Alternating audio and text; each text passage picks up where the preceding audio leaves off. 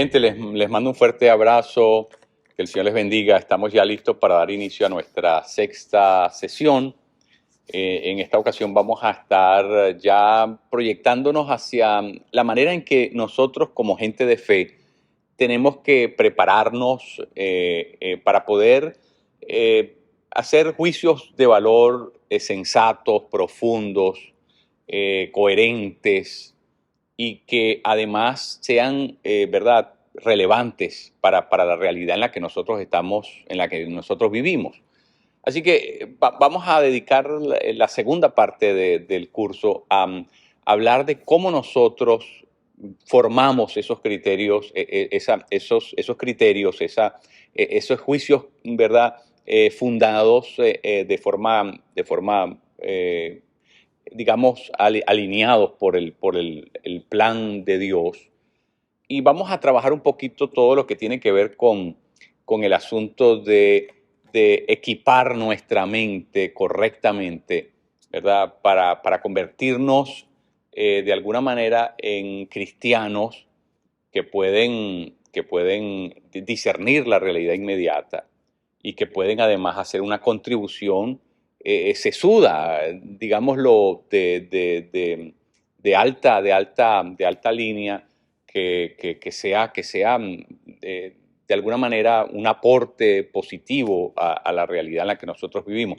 Usualmente los cristianos tenemos la tendencia a que, bueno, siempre levantamos la Biblia y decimos cosas, pero muchas veces las cosas que decimos ni son coherentes con lo que está en la Biblia, es decir, que estamos extrapolando información, y muchas veces ni siquiera son cuestiones que son sensatas o que se corresponden a la realidad. Entonces, y eso se debe a que muchas veces la iglesia ha vivido en una especie como lo mencioné, una especie de subcultura o de burbuja, ¿verdad?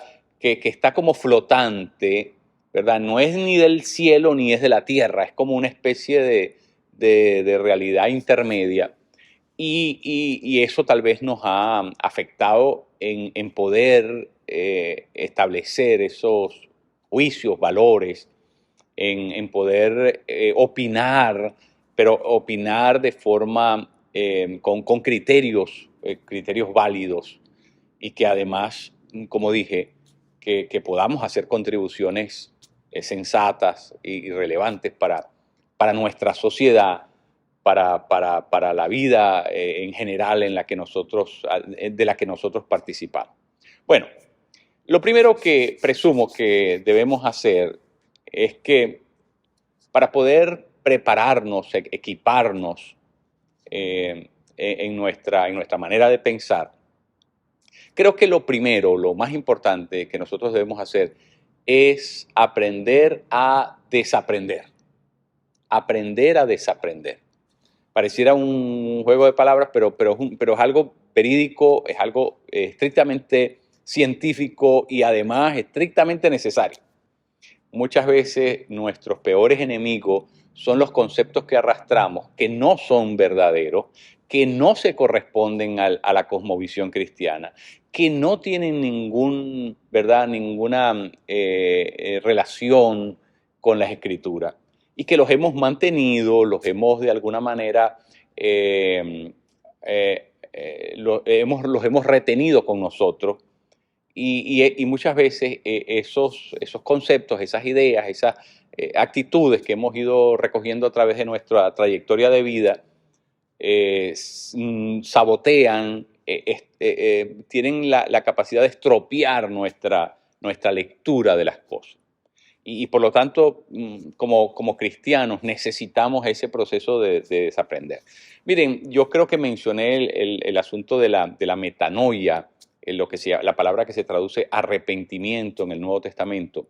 Esa palabra griega, ese vocablo, básicamente lo que trata es de decirnos que la metanoia es un cambio de mente, ¿verdad? Las primeras palabras que el Señor Jesucristo, al hablar en los evangelios, las primeras palabras que están registradas en los evangelios, en Mateo 4:17, son: arrepiéntanse porque el reino de los cielos se ha acercado. Entonces, hago mención de esto porque esa metanoia, como cambio de mente, significa que nosotros no podemos ser buenos cristianos si no pasamos por un proceso de cambiar nuestra forma de pensar. No vamos a ser buenos cristianos. Eh, eh, por eso todo comienza, en el mundo espiritual, todo comienza con ese arrepentimiento.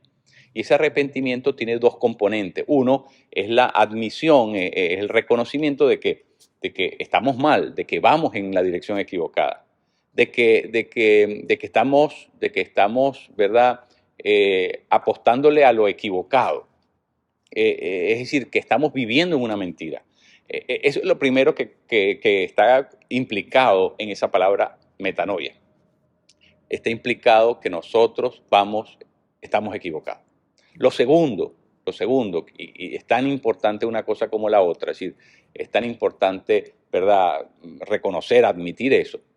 Pero lo segundo es que está implicado en esa palabra dar un giro de 180 grados. Es decir, ir ahora en la dirección inversamente proporcional a la que llevaba. Es decir, cambiar, dar una vuelta en U completa y ahora ir en el sentido contrario. Es decir, no me he arrepentido, es decir, no se ha arrepentido aquella persona que solamente admite su problema. Eso no es suficiente.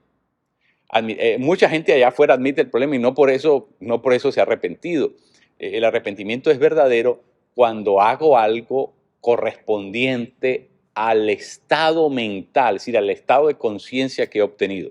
Cuando hago algo correspondiente a eso, algo que se corresponde con ese nivel de conciencia que he adquirido, entonces me he arrepentido. Por eso es que vamos a comenzar esta clase con lo primero. Vamos a comenzar con admitir cuáles son nuestros sesgos, nuestras, digamos, obstáculos para poder entender bien las cosas. Y por eso vamos a hablar de desaprender. Y en la próxima clase, entonces hablaremos de en qué consiste aprender desde la perspectiva bíblico-teológica. Vamos a dejar eso para la próxima sección. Pero por ahora nos vamos a enfocar entonces en este asunto de desaprender. Muy interesante las palabras célebremente conocidas, las palabras de Sócrates. Solo sé que no sé nada. ¿Verdad? Pareciera que Sócrates estuvo ahí como una especie de algo así como un delirio, ¿no? Un momento en que habló desde las emociones y no desde lo racional. Pero no era tal cosa. Es decir, en realidad lo que Sócrates está tratando de decir es que no es que no sabía nada de nada, que era un inculto, un inepto, un analfabeto, una persona iletrada, imberbe. No es eso lo que Sócrates está tratando de decir. Lo que está tratando de decir es algo más profundo que eso y que es profundamente importante y lleno de sabiduría.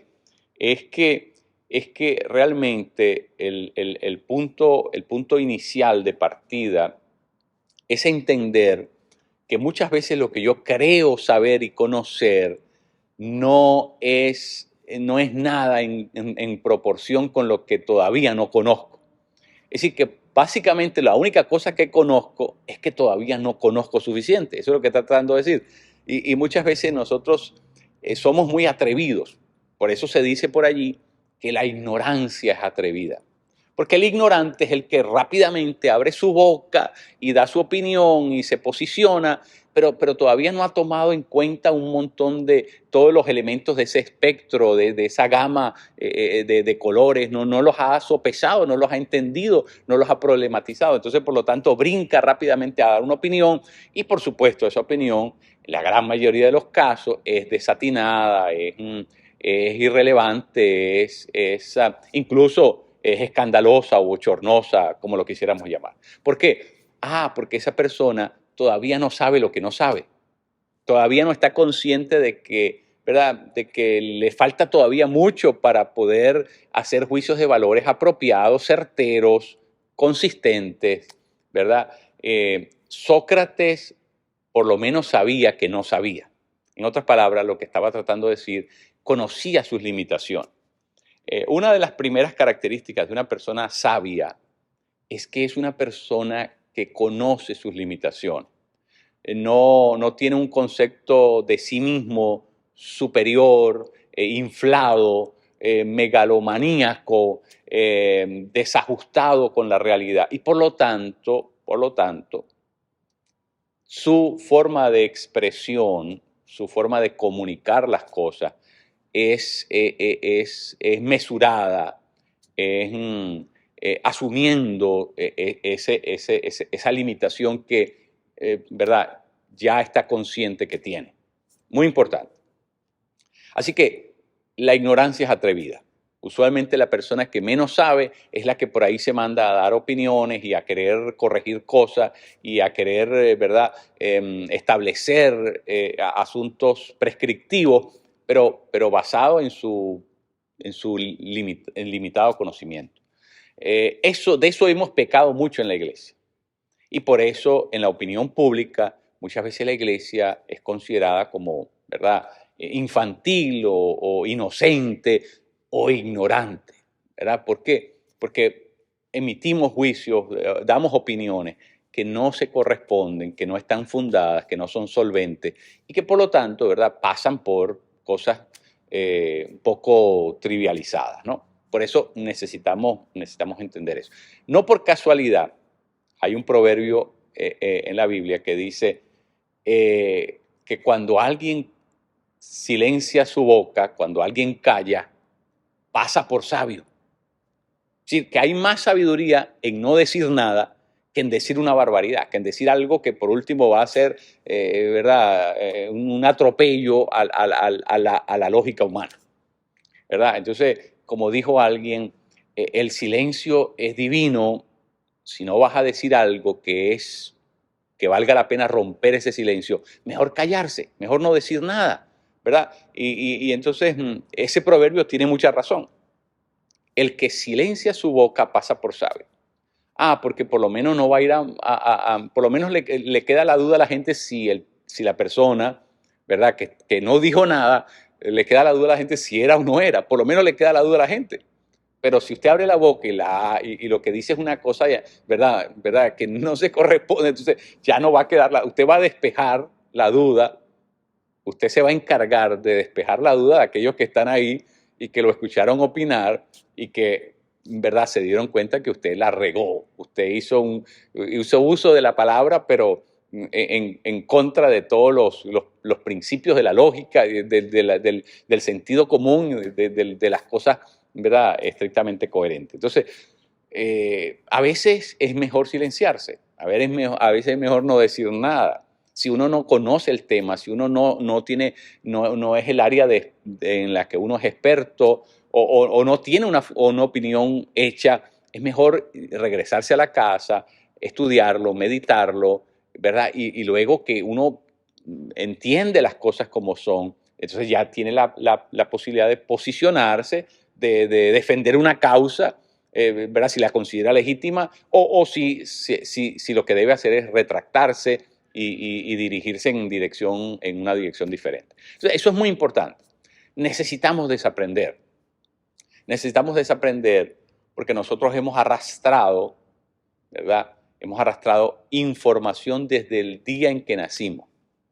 Desde el día en que nacimos venimos arrastrando información, y mucha de esa información la hemos internalizado con la leche materna, o sea, la hemos absorbido desde que ni siquiera teníamos completo el uso de nuestro cerebro, la hemos estado internalizando y muchas veces ni siquiera nos hemos tomado el tiempo para cuestionar mucho de lo que tenemos allí como bagaje, lo que se llama ese bagaje intelectual, ese bagaje cultural, ese bagaje, ¿verdad?, académico, ¿sí? Porque han sido muchas las fuentes a las que nos hemos expuesto durante la trayectoria de nuestra vida y hemos estado recibiendo de distintas fuentes información, conocimiento, pero que muchas veces no lo podemos calibrar lo suficiente como para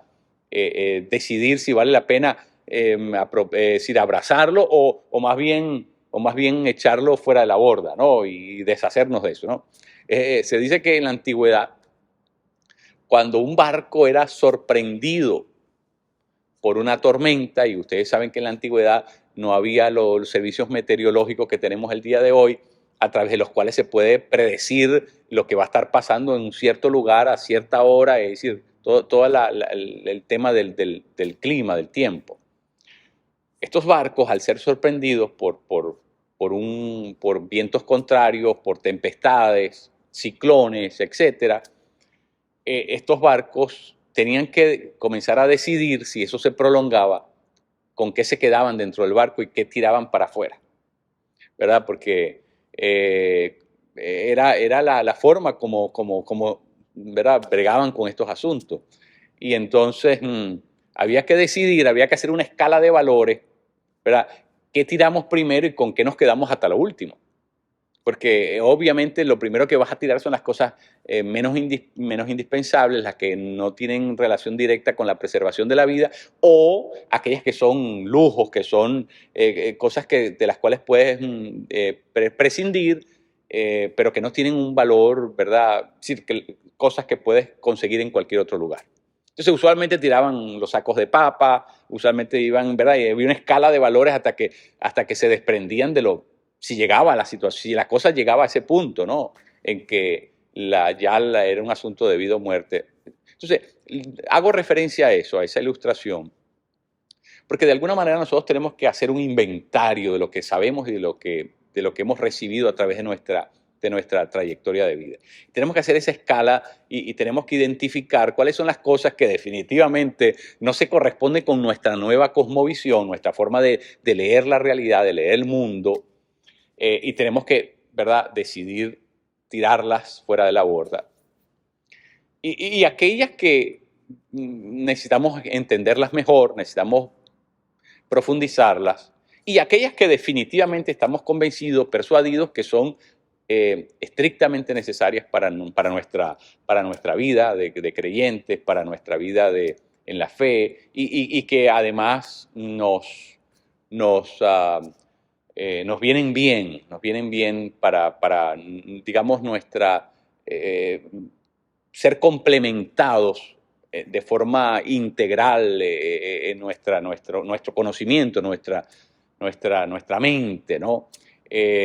Los españoles usan una expresión y ellos dicen que cuando una persona piensa bien, dice, tiene la cabeza bien amueblada, ¿no? Bien amoblada. Lo que quieren decir con eso es que la persona tiene lo que se necesita para poder pensar bien. Bueno, la pregunta es, ¿qué necesitamos nosotros tener ahí para pensar bien? Entonces, de nuevo, a lo largo de nuestra trayectoria hemos estado metiendo a lo mejor demasiadas cosas allí, que muchas tienen valor, pero no lo sabemos, otras no las hemos profundizado lo suficiente, y la tercera, las que definitivamente son basura, son estorbos, son cosas que son muebles que no nos van a ayudar y tenemos que deshacernos de ellos. Bueno, entonces, ¿cuáles serían algunos de estos sesgos? ¿Cuáles serían algunas de estas cosas que interrumpen o de alguna manera detienen ese proceso de poder pensar bien? Yo quisiera mencionar por lo menos cuatro cosas el día de hoy.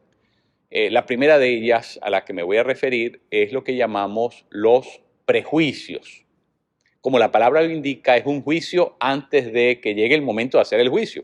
Es decir, usualmente los prejuicios, así se les llama, porque son juicios que hacemos sin tener toda la información delante, sin tener toda la gama extensa de lo que estoy considerando, ¿verdad? Y entonces leo un libro de algo, entonces ya creo que soy experto, entonces me mando a dar opiniones, pero espérate, necesito tener la información completa, necesito conocer todos los aspectos relacionados con ese tema, con ese asunto, porque no vaya a ser que yo diga algo basado en un libro que leí, pero ese libro es un libro tendencioso, porque a lo mejor ese libro está defendiendo un aspecto, está defendiendo una de las de las posibilidades, de las distintas variantes que una persona tiene para aproximarse a la lectura de un determinado asunto. Entonces, ¿qué pasa? Si yo leo solamente lo que tiene que ver con esto y no leo lo que tiene que ver, entonces conozco solamente estos argumentos, no conozco aquello y por lo tanto no tengo la capacidad de poder hacer un juicio sensato. Entonces, los prejuicios. Los prejuicios es, ¿verdad? Lanzarnos a hacer juicios sin tener toda la información. Ahora, nosotros como seres humanos estamos llenos de esos prejuicios.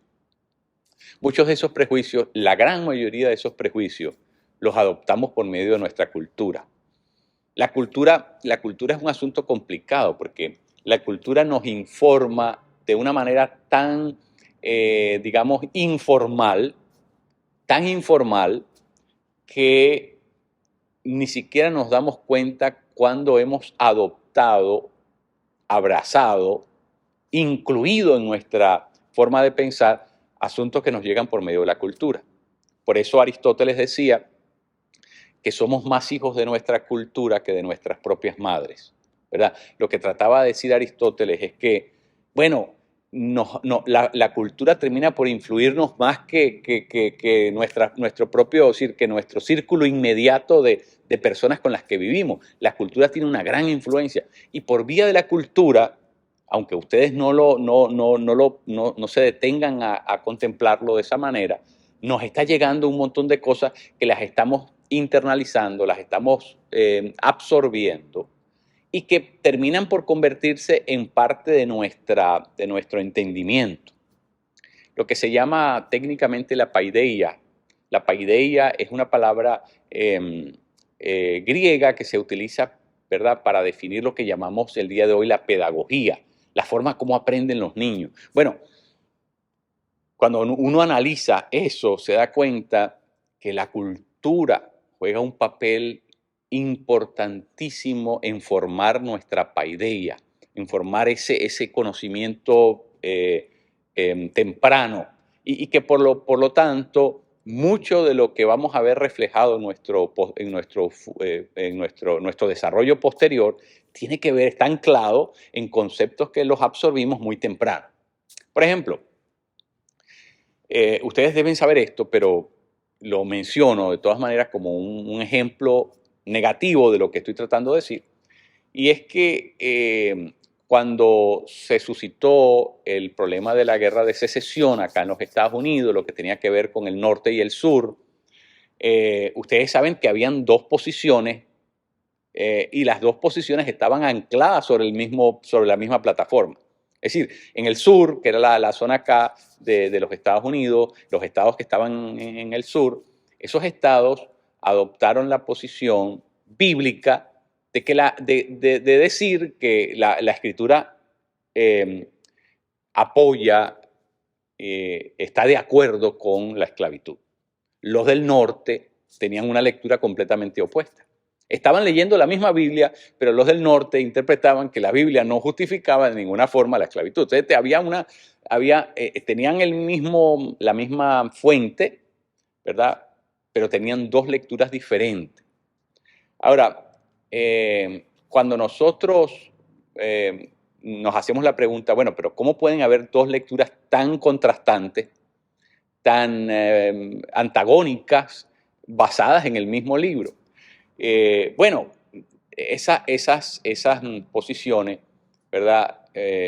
No se correspondían a una exégesis certera del texto bíblico, porque realmente lo que estaba prelando, lo que se estaba imponiendo por encima de la hermenéutica, lo que se estaba imponiendo era el prejuicio.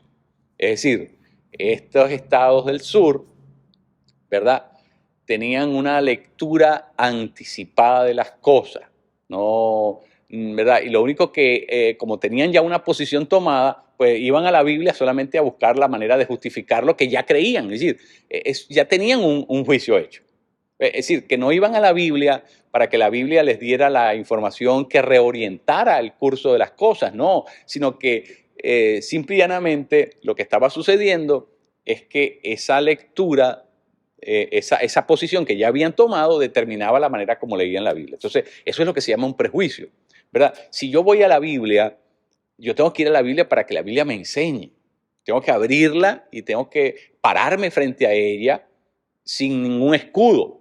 Tengo que dejar que la Biblia me perfore, me traspase, cambie mi forma de concebir las cosas, porque es la Biblia la referencia, es la palabra de Dios la referencia, y no puedo pretender yo corregir yo a la Biblia. Es decir, ¿quién le va a corregir la plana a Dios? Eso no puede ser. Es decir, Dios es perfecto, Dios es absoluto, Dios es eterno, es decir, lo que Él dice es definitivo, y por lo tanto soy yo quien tiene que... Ahora, ¿qué pasa si yo voy a la Biblia y yo quiero que la Biblia diga lo que yo digo? Si que la Biblia coincida conmigo, que la Biblia de alguna manera me respalde, que la Biblia de alguna manera ratifique la posición ética que yo he tomado, ¿verdad?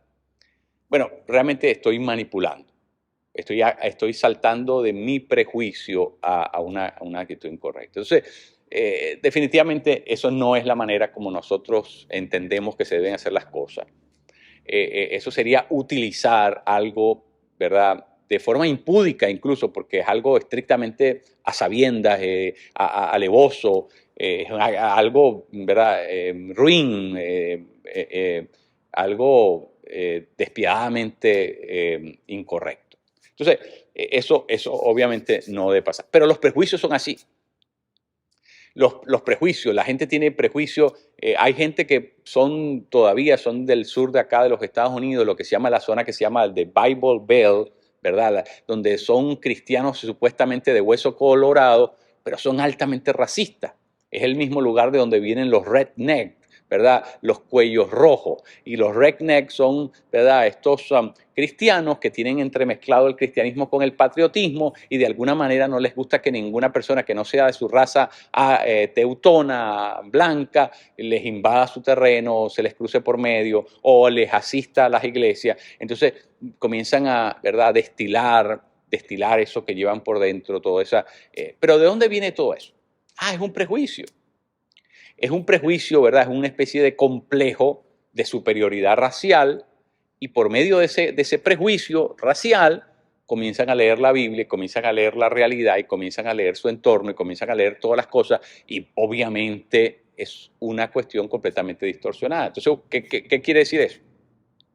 Que podemos tener aquí un cristiano, ¿verdad?, de larga trayectoria, un cristiano de pedigrí, un cristiano que tiene, ¿verdad?, ancestralmente ha sido, y sin embargo puede estar gobernado por serios prejuicios, puede estar seriamente gobernado por actitudes que van a desviar y van a contradecir, que es lo peor, van a contradecir los presupuestos cristianos, van a contradecir la cosmovisión cristiana.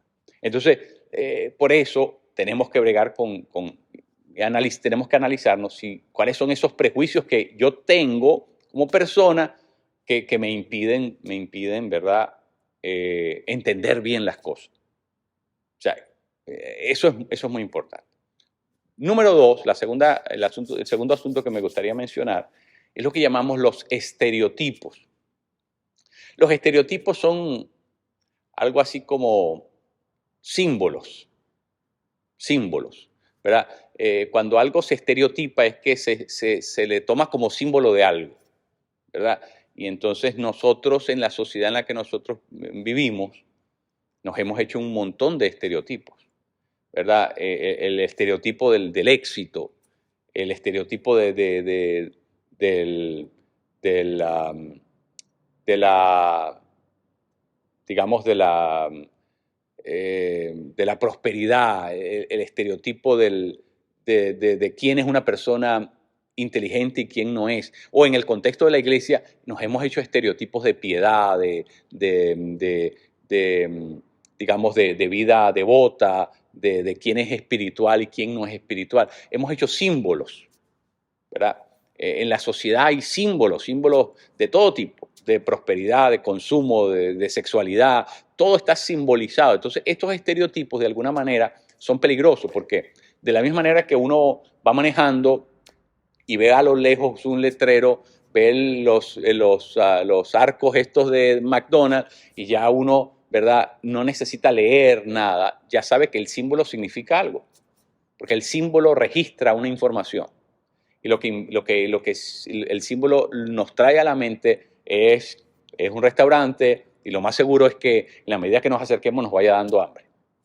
Es decir, porque esa es la cuestión de los estereotipos. Bueno, hay estereotipos mentales. Hay cosas que asumimos y nunca nos dimos la tarea a entender si eso era verdad o no era verdad. ¿Verdad? Que el latino es flojo, que el negro es peligroso, es agresivo, ¿verdad? Comenzamos a hacernos este tipo de cuestión, que los indios son, ¿cómo se llama? Son todos paganos o están metidos en el ocultismo. Nos vamos haciendo estereotipos de personas. Nos vamos haciendo estereotipos, y eso puede pasar con países, ¿verdad? El argentino es engreído, orgulloso, pedante, ¿no? Entonces nos vamos haciendo estereotipos y sabe que esos estereotipos a la larga comienzan a regir, a controlar la manera como nos comportamos. Y no solamente eso, la manera como entendemos la realidad. Porque nuestra conducta va a responder a un entendimiento incorrecto de la realidad que fue filtrada, fue mediada o mediatizada, para ser más preciso, por medio de estos estereotipos. Entonces, tenemos que tener un cuidados extremosos con estas cuestiones, porque ¿cuántas veces esto ha sido un sesgo, ¿verdad?, para nuestro entendimiento de las cosas? Nos hemos bloqueado y creemos que no tenemos nada que aprender de ciertas culturas porque, ¿verdad?, nos parecen decadentes. No las conocemos, pero sin embargo nos parecen. Y ojo, yo creo que sí hay culturas, unas que están por encima de otras. Yo no creo que todas las culturas están al mismo nivel. Hay culturas más desarrolladas que otras, hay culturas más espigadas que otras, pero no creo que no se pueda aprender de ninguna. Que hay unas a las que hay que desechar, no creo. Creo que toda cultura de alguna manera nos informan, nos contribuyen con algo particular, con algo peculiar que necesitamos entender, comprender y tomar en cuenta. Entonces, pero ¿qué pasa? Que cuando nosotros comenzamos a estereotipar, ya no vemos más allá de lo que se ve inmediatamente. Por ejemplo, en el mundo evangélico es muy común hacer reacción a ciertos símbolos cristianos, símbolos que han sido símbolos cristianos desde la iglesia primitiva, ¿verdad? Y que se han ido usando, perpetuando, y que cada uno de esos símbolos comunica algo muy importante relacionado con la fe. Sin embargo, muchos evangélicos hacen reacción a los símbolos y la gran mayoría de las veces ni siquiera saben por qué los desechan, ni siquiera tienen una buena explicación, sino solamente porque esto me huele a católico. Entonces, como me huele a católico, yo tengo el estereotipo de lo que es católico. Entonces, cuando yo estereotipo lo que es, pero espérate, ¿cómo voy a estereotipar lo que es católico si lo que es católico tengo que discernir si esto viene de buena fuente, es algo legítimamente cristiano, no solamente por el hecho de que lo use la Iglesia Católica, voy a botar el bebé junto con el agua sucia? No puedo, no puedo dejarme gobernar por los estereotipos.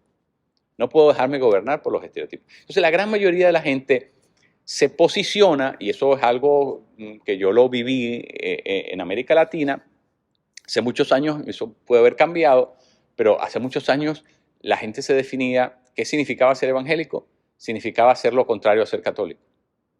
Entonces, a partir del estereotipo de quién es un católico, se definía, se conseguía la identidad de qué significaba ser evangélico. Es una cosa completamente monstruosa. ¿Por qué? Porque nosotros no nos definimos por ser lo contrario a lo que hay. No es así, porque si hacemos eso, y es lo que pasó con la cultura evangélica, votamos, desechamos un montón de cosas sin calibrarlas, sin valorarlas, sin saber, ¿verdad? Conscientemente, con buen juicio, saber si esas cosas realmente pertenecían al acervo cultural o al acervo de la tradición cristiana de buena fuente, de buena tinta. ¿Qué pasó? Los descartamos simple y llanamente porque se parecían, olían, evocaban a lo católico, y entonces ya eso fue suficiente criterio como para echarlos fuera.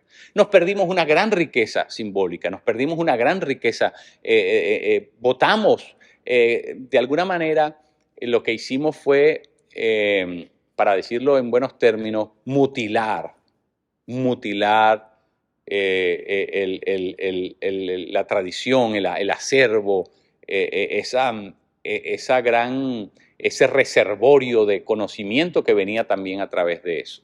Lo perdimos porque, ¿verdad? Entonces, por eso el evangélico aparece como una especie de ser que no encaja, y no encaja porque ha cortado de nuevo, a base de estereotipos, ha cortado su conexión con todo lo otro que pertenece al devenir histórico de la iglesia. Entonces se ha quedado sin raíces prácticamente. Y por eso cito eso, porque es importante que nosotros nos hagamos conscientes de que hay prejuicios y hay, obviamente, muchos estereotipos que nosotros nos hemos formado, y que necesitamos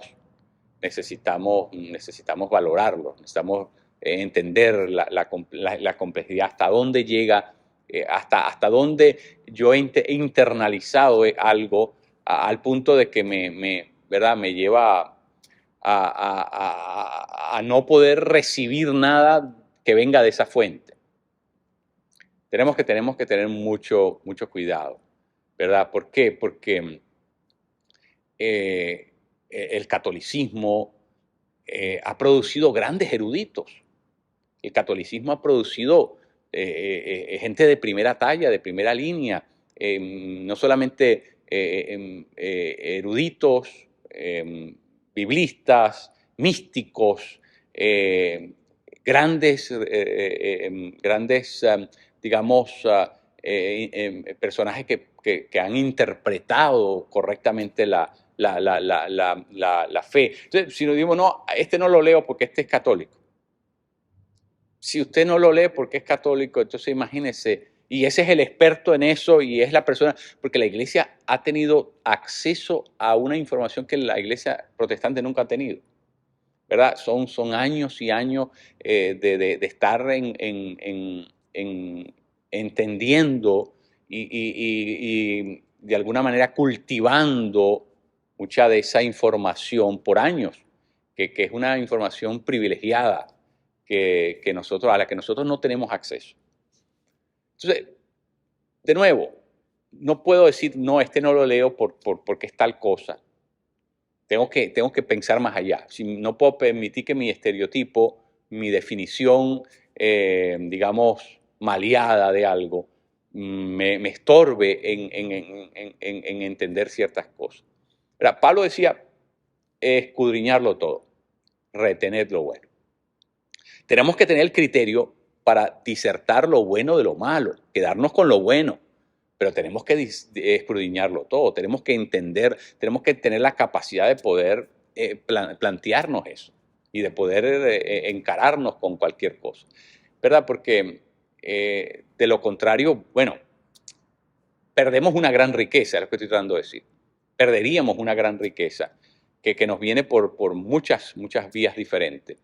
Y sabes que es como cuando una persona, el cuento aquel es un proverbio árabe que dice que el esposo que no quería que la esposa le fuera infiel y le cerró la puerta, le cerró las ventanas, le cerró todas las posibilidades para la que la mujer ¿verdad? No se fuera, y la asfixió.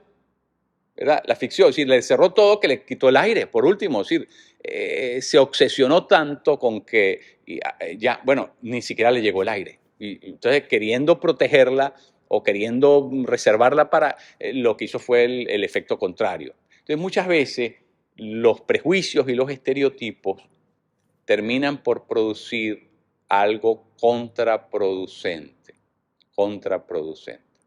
algo que definitivamente no. Entonces, lo tercero a lo que me voy a referir esta mañana es lo que llamamos la ideologización, ideologizar.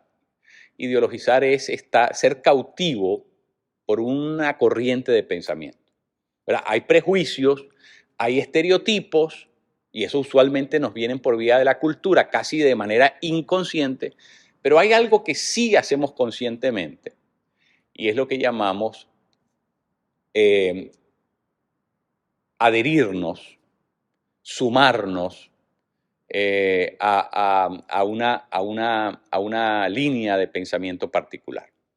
Y el problema de esto es que, y ojo, no estoy diciendo con esto que no debemos alinearnos por algún tipo de corriente que nos resulte más interesante o más importante o más sensata que otra. No, no estoy diciendo eso. Pero el problema es cuando nos casamos indisolublemente con una ideología. Cuando nos casamos indisolublemente con una ideología, esa ideología de alguna manera va a teñir mi manera de ver las cosas. Se va a convertir en un anteojo, ¿verdad? Un lente que está adulterado, está, ¿verdad? Tiene la capacidad de poder hacerme ver las cosas en una dimensión o un color diferente.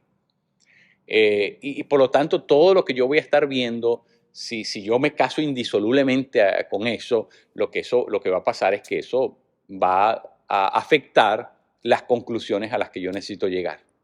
¿Por qué?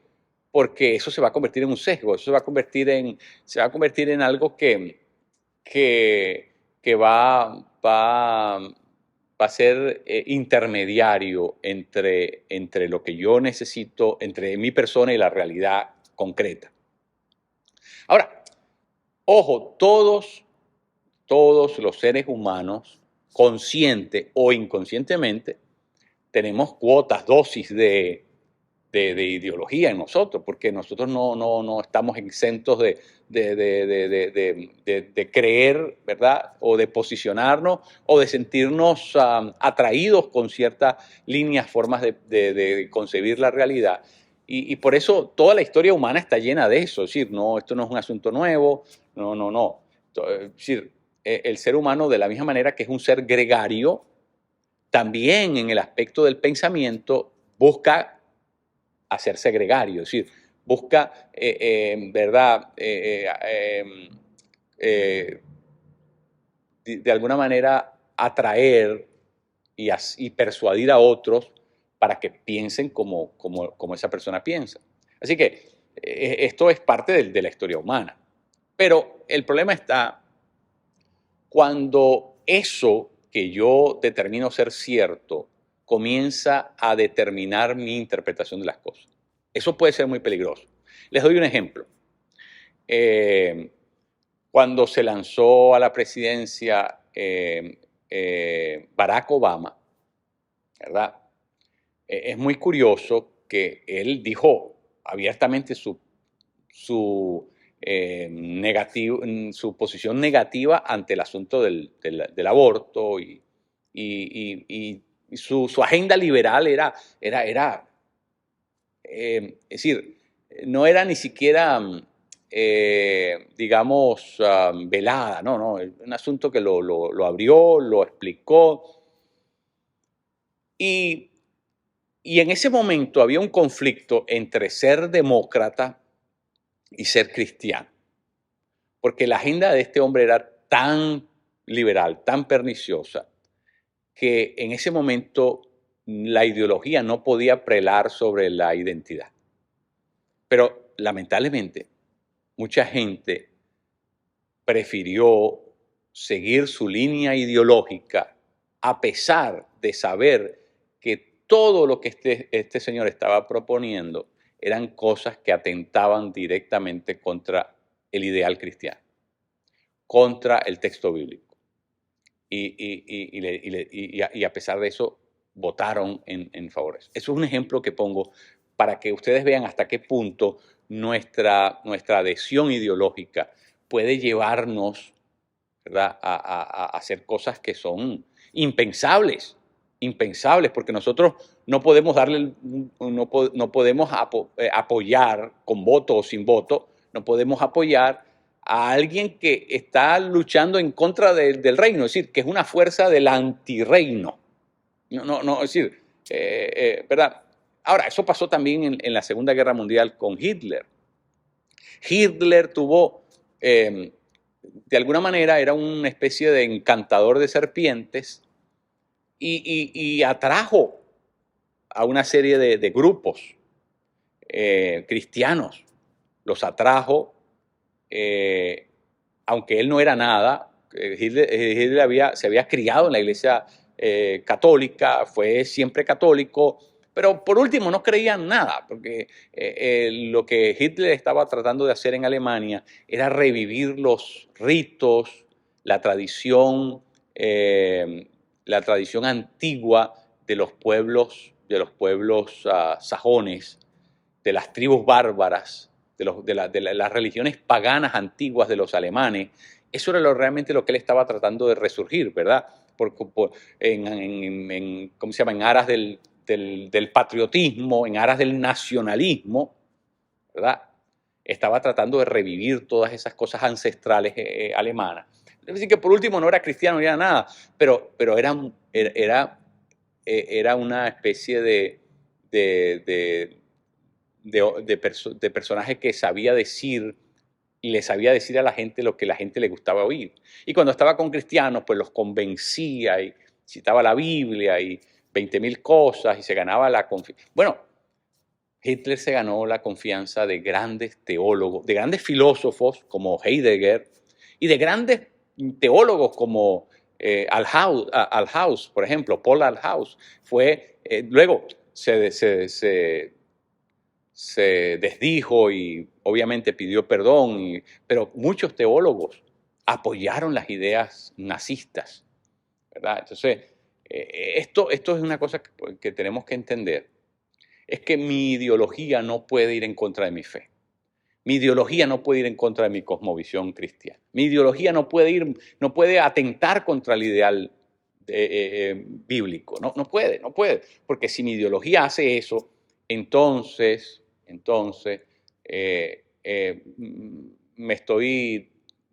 hay una dicotomía y me estoy dividiendo en dos segmentos.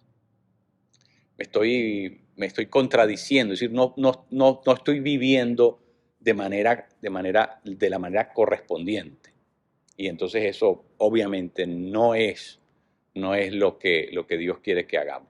Nosotros tenemos que determinar, ¿verdad? Si vamos a seguir la ideología y para eso vamos a atropellar nuestro entendimiento. Y eso, obviamente, eso no procede, no es lo correcto. No es lo correcto. Definitivamente, si nosotros somos cristianos, tenemos que vivir consistentemente con lo que declaramos. Nuestra credenda y nuestra agenda tiene que estar alineada, porque si no hay un problema grave. Hay un problema grave. Y cuando eso sucede, entonces tenemos que comenzar a cuestionarnos otra cosa. ¿Será que de verdad yo tengo fe? ¿Será que de verdad Jesucristo es mi Señor? O tengo otra autoridad, o me rijo por otra autoridad. Muchas veces hay lo que llamamos cristianismos culturales. El catolicismo cultural, el protestantismo cultural, lo que Richard Niebuhr llamaba el Cristo de la cultura, que es una especie de asimilación, ¿verdad? El cristianismo a la cultura, un pequeño barniz pero que realmente en conclusión no sirve para nada. Sí, por eso tenemos que entender este asunto correctamente. Lo cuarto que a lo que me quisiera referir en este momento es a lo que llamamos las malas experiencias.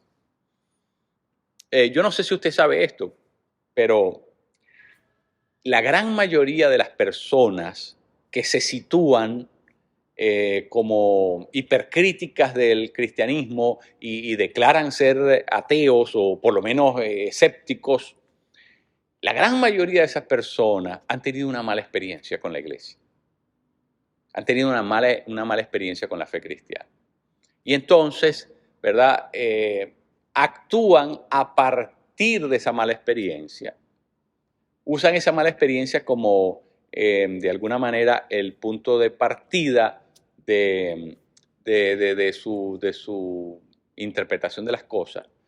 Y de alguna manera, en el fondo, no tienen una posición, es decir, no saben por qué es que no creen en Cristo o qué de lo que Cristo enseñó no les cuadra, no está fundado en una interpretación, digamos, profunda, estudiada, decantada, no, es simplemente un acto visceral, un acto visceral. Un acto visceral significa algo emotivo, impulsivo, estrictamente, ¿verdad? Algo que no ha pasado, que no ha sido procesado correctamente con el detenimiento y con, ¿verdad?, la pericia que necesitan este tipo de cosas. Es decir, que no resulta de un acto honesto, sino más bien impulsivo. Es decir, se podría decir que nuestras malas experiencias de alguna manera pueden llevarnos imprimen actos que son reaccionarios. Y cuando una persona actúa por reacción, usualmente actúa desatinadamente, desmesuradamente, y muchas veces corre la línea, ¿verdad?, de forma desajustada, y por lo tanto se excede, se va al otro extremo. Ese es el gran problema que hay con eso. Pero todos en nuestra trayectoria de vida tenemos prejuicios, estereotipos, ¿verdad? Como dije, estamos de alguna manera cercados por alguna ideología. Y tercero, todos hemos tenido malas experiencias. Pero no podemos permitir que nuestras malas experiencias determinen cómo vamos a vivir. Por ejemplo, usted tuvo un mal maestro en la escuela primaria, en la secundaria o en el liceo, donde sea, en la universidad. Entonces usted le agarró fobia a ese curso, a esa materia, porque ese maestro era malo. Entonces, no, yo no quiero saber nada de literatura porque el maestro de literatura que yo tuve era un tipo, ¿verdad?, así, asado, y lo describe. Entonces, no puede ser. Es decir, mi mala experiencia no puede determinar lo que yo voy a hacer en la vida, lo que voy a dejar. No puede incidir de esa manera. Todos tenemos malas experiencias. Hemos tenido mala experiencia en la iglesia, pero no por eso vamos a hacerle la cruz a la iglesia y decir, no, ya no regreso más porque me hicieron el feo, porque no me apreciaron, no me valoraron, no me agradecieron. No, ¿verdad? Uno no abandona la familia porque haya tenido un conflicto con la familia, porque haya pasado algún problema con un hermano, una hermana. Es decir, cuando las malas experiencias comienzan a tomar control de nuestra manera de pensar, eso es un mal indicador, porque realmente nosotros no tomamos las decisiones basadas en si la experiencia fue mala o buena. Es si es la verdad o no es la verdad. Y cuando otro criterio comienza a desplazar los criterios que yo tengo que saber usar, entonces me voy a buscar un problema. Porque entonces de ahí en adelante todas mis decisiones las voy a tomar a ver si me cayó bien o si me gustó o cómo me sentí. Y entonces voy a ir a un plano, ¿verdad? Voy a ir a un plano que no es correcto. ¿Por qué? Porque yo no voy a la iglesia a buscar la emoción, si me siento o no me siento. Esa no es la primera pregunta que tengo que hacerme. ¿Se predica aquí la verdad? ¿Se predica aquí el Cristo, la Escritura? ¿Esto está en conformidad con el fundamento de fe? Si lo que se predica, no si aquí me siento bien o me relajo o aquí me inflan el ego, o aquí me emocionan, me inspiran, me motivan. Si esas son las categorías, entonces vamos a terminar en un problema serio. ¿No? Porque estamos desplazando los criterios que deben ser prevalentes y los estamos moviendo en una dirección que no es correcta. Es decir, les he dicho cuatro cosas que ustedes deben analizarlas, pensarlas, meditarlas y bueno, hacer un propio inventario en la vida de ustedes si algunas de estas cosas pueden estar influyendo en la manera como ustedes perciben la realidad, pueden estar influyendo incluso en la manera como ustedes interpretan la Biblia, cómo leen las Escrituras. En todo caso, 4 cosas para que ustedes las mediten. Nos veremos en nuestra próxima clase. Cuídense mucho. Bendiciones para todos.